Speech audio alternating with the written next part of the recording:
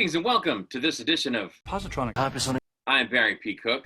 Let's talk about the latest episode of What If, which was called What If Doctor Strange Lost His Heart Instead of His Hands? So, in this universe, a different Doctor Strange than the one that we've already seen in the MCU doesn't lose his hands, but his girlfriend in the accident that in the main universe injured his hands and made him unable to continue as a surgeon. And it results in him becoming Sorcerer Supreme after seeking solace over his loss in the mystic arts. And he seemingly succeeds the Ancient One after she dies, after he defeats Dormammu, or whatever that entity was from the Doctor Strange movie.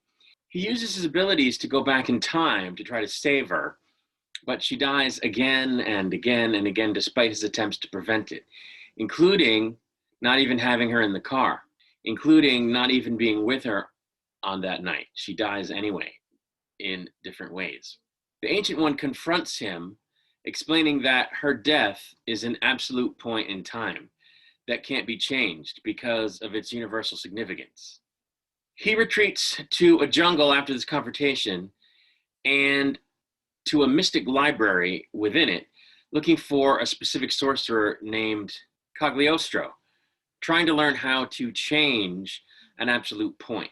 He learns some new magic and summons a tentacled being and asks to borrow its power, but he gets trashed by this being.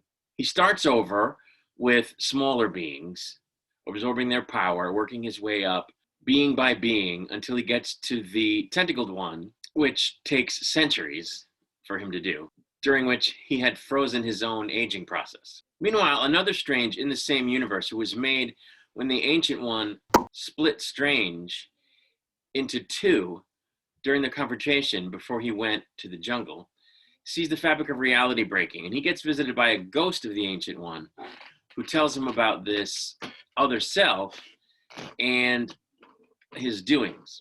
This version of Strange confronts the other self, his dark self, who says his power is diluted because they were split, which I guess he only recently realized when this other Strange showed up. He insists that together they can save her, which not Crazy Strange refuses to help him do, and they fight. Dark Strange ends up absorbing his other self and becomes massively more powerful, but physically altered and hideous, which causes Christine, the girlfriend, to be repulsed by him.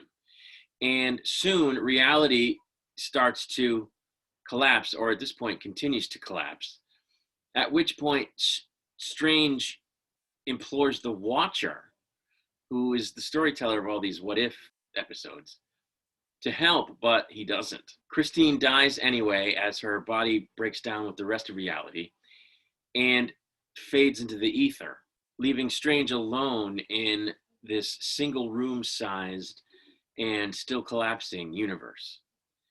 And at the end of this, I just went, wow.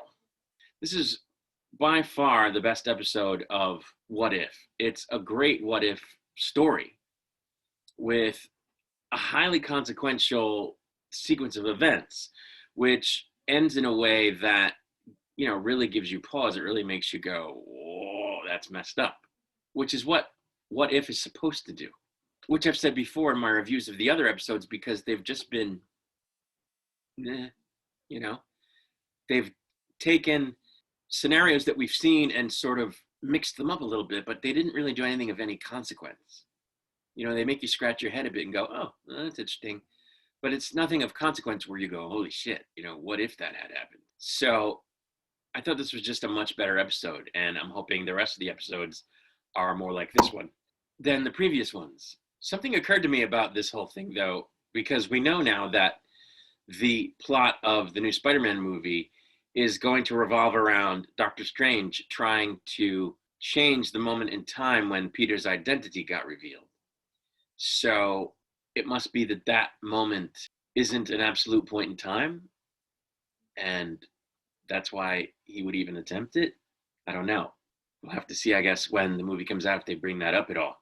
Quick side note, I have never liked Benedict Cumberbatch's American accent. I think it's horrible. So For me, the fact that it's him doing the voice is not any great shakes because his American accent is horrible. But anyway, this was a great episode. And if you haven't seen the series up to now, you should watch this episode. It's really good. It's the only one so far that really lives up to the whole concept of what if. So there you go. I'll have a review of the next episode once it drops. Until then, I take my leave and I say, as always, peace and long life.